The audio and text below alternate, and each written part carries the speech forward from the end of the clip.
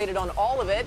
And a lot of it has to do with the draft. Some of it doesn't. We'll get you caught up. Don't worry. Welcome in. We're so glad you're here. We're so glad that Mark Spears is here in the flesh. Boogie. Why are you so close? Boogie, real talk, this feels dumb. What? That you're... I think you scooted over. Why I think you're supposed to be over here. Am I on the right mark? Okay.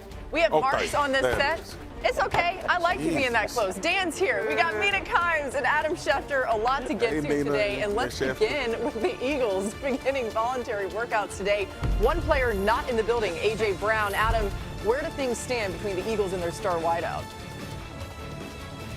Laura, my understanding is that a trade to New England is the most likely scenario and likely to happen on or after June 1st. You're not going to see an A.J. Brown trade this week during the draft. The financial salary cap implications will be too severe for the Philadelphia Eagles to carry. But once that passes, and once they can spread out his cap charges, which occur on June 1st, that is when a trade is likely to happen. The two sides have had discussions. They're going to have more discussions. There's no commitment or agreement in place, but it sounds like there is a real understanding that that is the most likely scenario, that A.J. Brown will wind up with the New England Patriots once we get to the month of June.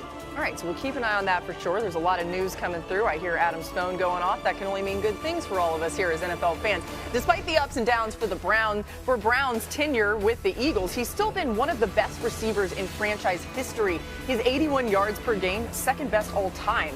He's the only Eagle ever with 4 different 1,000-yard seasons. That's 4 straight seasons of 1,000 yards and 7 touchdowns, the second longest active streak in the league. Dan, how would a guy like A.J. Brown change things for Drake May in that offense? Because I think we should live in a world where this is happening. Yeah, I mean, Drake May had an MVP caliber season. He really didn't have a guy that they could just put up by himself and say, go win. Right. And so that speaks to volumes of Josh McDaniels, obviously their offensive coordinator, his creativity, the emergence of some of their young players. Stephon Diggs is great, but also just the quarterback. And so now there's only so many guys in the league that are walking first downs. A.J. Brown is one of them. I mean, we revere Jamar Chase as the guy that we often say put out by himself. He's that true X one-on-one guy, and no matter the coverage, get him the ball. A.J. Brown is in that class. When A.J.'s playing, he's top 5 in the league in just about everything. And so when you're talking about now having a quarterback or a receiver as a quarterback that you can just trust, I need a first down. Where's A.J. Brown? Throw him the football. So if the trade happens, I think all of us expect it to. It now changes the way that Drake May can play just from the line of scrimmage. Well, I love that you brought up Drake May, because it's the age-old thing that Mina talks about all the time.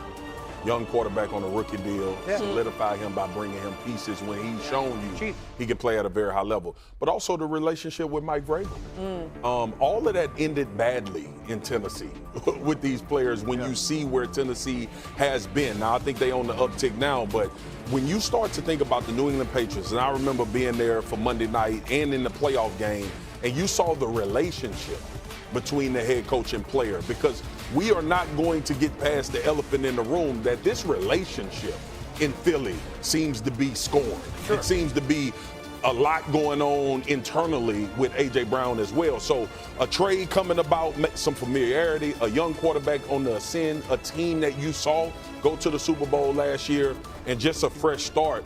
I'm actually excited about it, especially with what we know New England to be as far as how young that football team is. Again, Adam's reporting today, A.J. Brown expected to be a Patriot after June 1st. Mina, how do you see Brown impacting that Pats offense if he ends up there? I mean, Dan described it best. He gets you a bucket when you need it. He's the exact type of receiver that they've been looking for. He has the size and the ball skills that few corners in the NFL can handle, wins at all 3 levels. He affects the way defenses play you, and that's something I wanted to zero in on here, because over the last 3 years, the New England Patriots have faced man coverage more than any other team in the NFL, over 50% of the time. In that same time frame, which receiver leads all receivers league-wide in yards per route run against man coverage? It's A.J. Brown. Now, that means they're going to face less of it. They're going to face more too high, which should open up things for everyone else. The run game for some of those other receivers who can work underneath. There'll be a trickle-down effect just by having him on the field. So for New England, I think this made a ton of sense, especially because while they have a young quarterback, they are on a playoff timeline. They're just in the Super Bowl, so this is the kind of player that you want to add. Yeah, think about the roles, too. I mean, you're going to have two just big-bodied starting receivers, Kayshon Boutte and A.J. Brown on the outside. Dobbs is plenty capable of working on the inside. You've got Pop Douglas and Kyle Williams. Don't forget Mac Hollins. And so this went from, at this point last year, like a significant weakness in their football team to now you have so many, and for Josh McDaniels, who's a mad scientist with just creating matchups off roles, you have so many different guys that can fill and kind of thrive in so many different roles with their physical kind of abilities. It's a big deal. Mina, this makes me think about Thursday. I mean, 3 days away from the draft. How do you see the Brown situation impacting Philly's decisions on draft night? I think they're going to have to take a receiver. The question is when. Philadelphia does love to address the trenches, and they might do that in the first round. But I got to say, I would consider Denzel Boston the Washington wide receiver if I were them.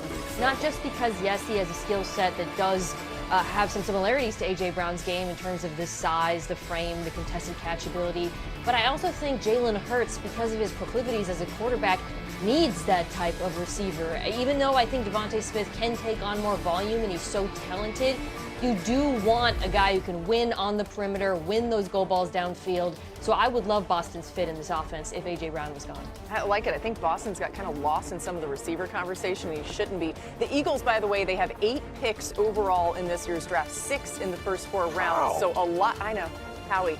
Okay, back to the blockbuster trade of the weekend that changed the trajectory of the draft.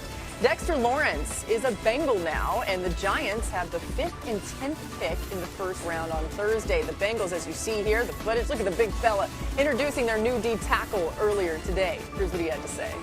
The saying kept coming to me, you got to be uncomfortable to get comfortable.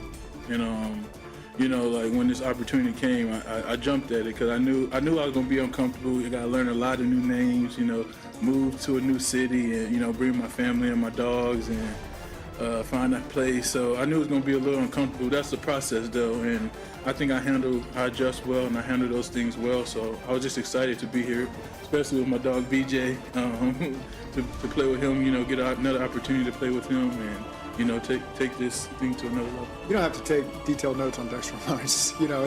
Those are guys you've known since he came into the draft. That you don't have to remind yourself the presence he has on the field and the way you have to game plan around him, and the production he creates for those around him. All right, we're going to talk about the Giants side in a little bit, but let's talk the Bengals side of this first, Adam. Why did they feel like this was the right deal for them?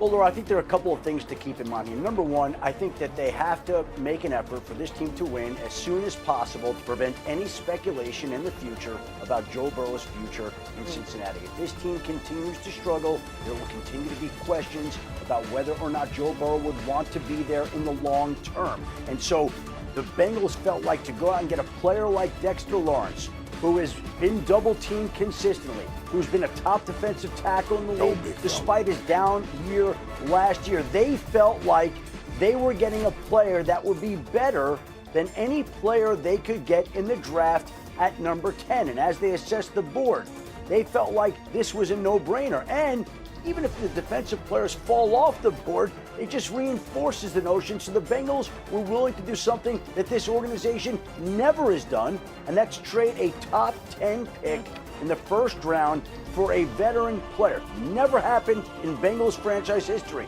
but they know what he can do for that defense. They know how important this year is to the franchise and to Joe Burrow, and they decided that now was the time to be ultra aggressive. Schefter, you said a mouthful in the beginning. This was a big part about Joe Burrow and putting the defense on the field that could solidify what they've been doing offensively. It's not that you have to be the best defense in the NFL. You just have to be middle of the pack. The dude was winning games with an awful defense and almost put themselves back in the playoff hunt. The other thing is this, too. They brought Bouye Mafe in the offseason, Jonathan Allen, another defensive tackle that's had really good runs at every stop that he's had, and now you add Dexter Lawrence. What couldn't this team do last year? They couldn't rush the pass outside of Trey Hendrickson, and they couldn't stop the run. Now they fixed and bolstered both of that. The middle of this defense is going to be a problem for a lot of offenses when you start thinking about the physicality in which these guys play for. play with. And Miles Murphy flashed as well. Here's the thing, too.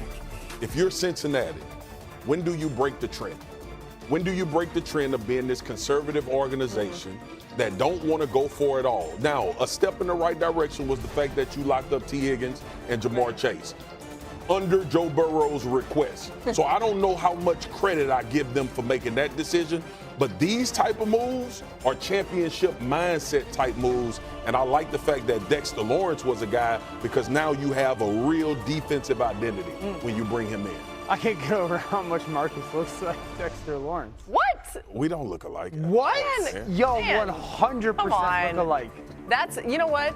There's something bad we could say about that. We're going to leave it, though. Well, all black Dan, people look alike. hey. All big dudes, Well, all big black dudes look alike. No, But y'all do. Dan, No,